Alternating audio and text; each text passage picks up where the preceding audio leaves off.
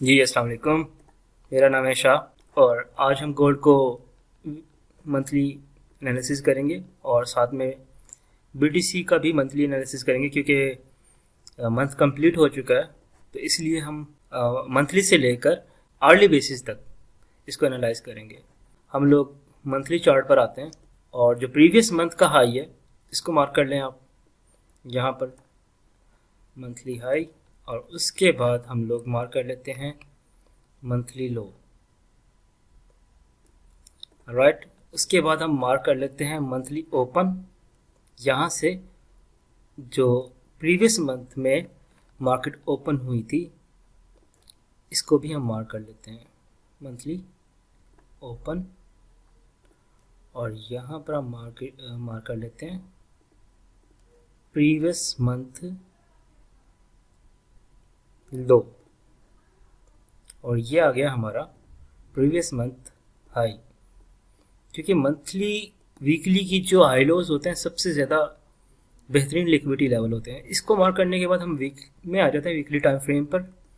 Weekly time frame में हमारे पास जो फेयर वैल्यू गैप्स थे वो यहाँ पर है। एक ये था, इसको मार्केट फ़िलहाल ब्रेक कर रही है, और दूसरा हमारे पास ये है।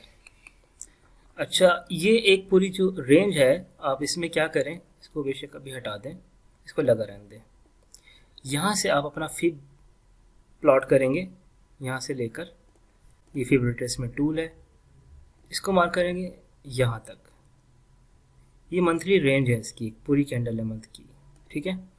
और ये जो फेयर वैल्यू गैप है वीक का, ये काफ़ी अहम इसलिए हो जाता है कि ये गोल्डन रेशियो पे आता है फिब के 0.618 पर। तो अब हम इसे रिमूव कर देते हैं। तो हमने ये देखा कि ये जो मंथली ये जो वीकली फेयर वैल्यू गैप है ये काफ़ी ज़्यादा इम्पोर्टेंट है। उसके बाद हम लोग आ जाते हैं डेली टाइम फ्रेम पर।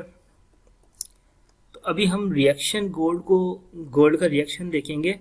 ये जो वीकली फेयर वैल्यू गैप आ रहा है हमारे पास यहाँ पर, ज़रूरी नहीं है कि आपको यहाँ से टोटल रिवर्सल मिल जाए, लेकिन एक अच्छा रिएक्शन यहाँ पर एक्सपेक्टेड है। अब हम चलते हैं 4H टाइम फ्रेम पर। तो 4H टाइम फ्रेम पर अगर हम देखते हैं, अगर हमारा टारगेट ये वीकली फेयर वैल्यू गैप है, तो हमारे पास ये जो एक जोन है, आप रेजिस्टेंस भी कम सपोर्ट जोन भी कह सकते हैं इसको, क्योंकि यहाँ मार्केट ने काफ़ी ज़्यादा टैप किया था, सपोर्ट बनाई थी। अब ये रेजिस्टेंस की तरह काम कर सकता है। ऑलराइट, इस जगह पर तो इस तरीके से हम लोग इसके अलावा हम मंथली टाइम फ्रेम पर एक और चीज़ मैं आपको बताना भूल गया। यहाँ पर ये जो फेयर वैल्यू गैप है मंथ का, इसको भी ज़रूर मार्क करें। ऑल्दो इस पे आने की पॉसिबिलिटी बहुत कम है, लेकिन इसको मार्क ज़रूर कर लें। तो मंथली से वीकली, डेली, 4H तक हम लोगों ने बहुत इजीली गोल्ड को एनालाइज किया और इसकी डायरेक्शन को प्रेडिक्ट करने की कोशिश की। अभी हम चलते हैं BTC USD पर। BTC USD monthly time frame से शुरू करते हैं क्योंकि मंथ कंप्लीट हो चुका है। तो इससे पहले जो मैंने वीडियो बनाई थी आपको बताया था कि ये जो फेयर वैल्यू गैप है बहुत ज़्यादा इंपॉर्टेंट है, और यहाँ से अगर आपने मेरी प्रीवियस वीडियोस नहीं देखी तो वो लाजमी देखें। ये जो फेयर वैल्यू गैप था, और मैंने एग्जैक्टली यही लेवल बताया था आपको जहाँ से मार्केट ने बाउंस बैक किया। अभी मार्केट टोटली बुलिश हो चुकी है, और ये हमारे पास एक्सटर्नल लिक्विडिटी है इसकी।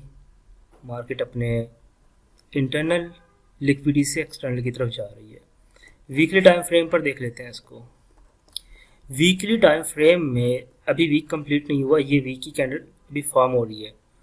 तो इन केस अगर मार्केट यहाँ पर ये fair value gap weekly fair value gap बनाती है, ऑलराइट, यहाँ पर हम इसको अगेन बाय करेंगे, और ये हमारा टारगेट होगा एक्सटर्नल लिक्विडिटी। डेली पे जाके देख लेते हैं।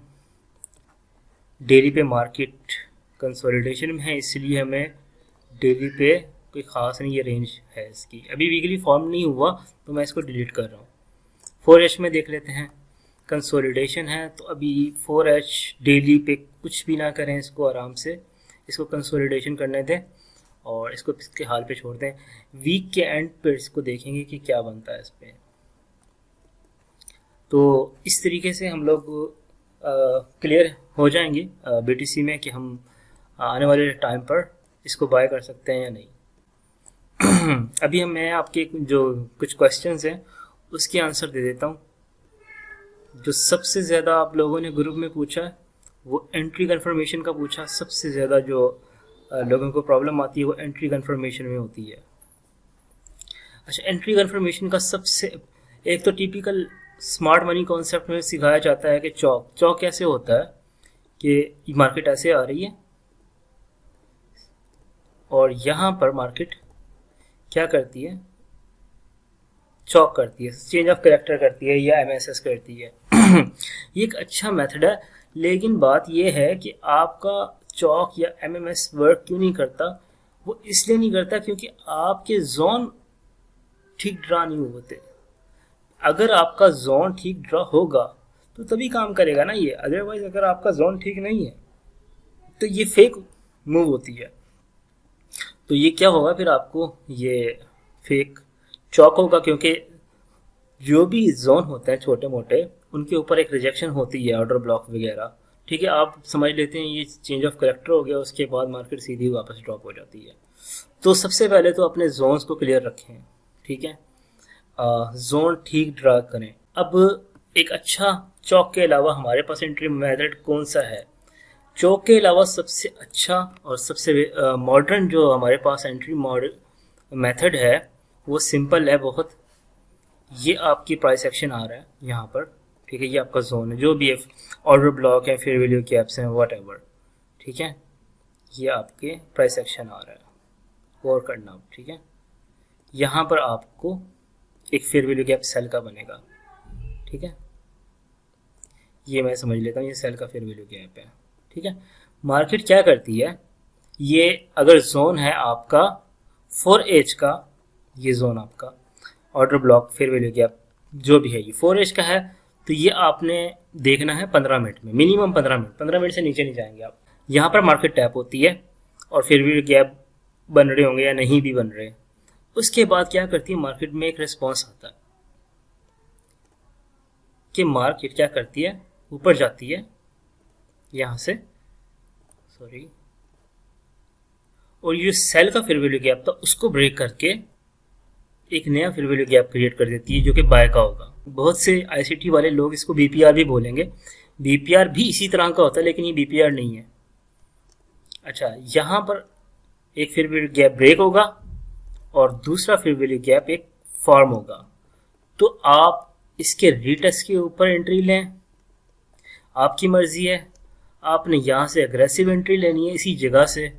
ठीक है, तो आपकी मर्जी है, क्योंकि बहुत से जो प्राइस एक्शन बहुत फास्ट होता है तो मार्केट रेटेस्ट भी नहीं करती, तो आपकी बहुत सी एंट्रीज मिस हो सकती हैं।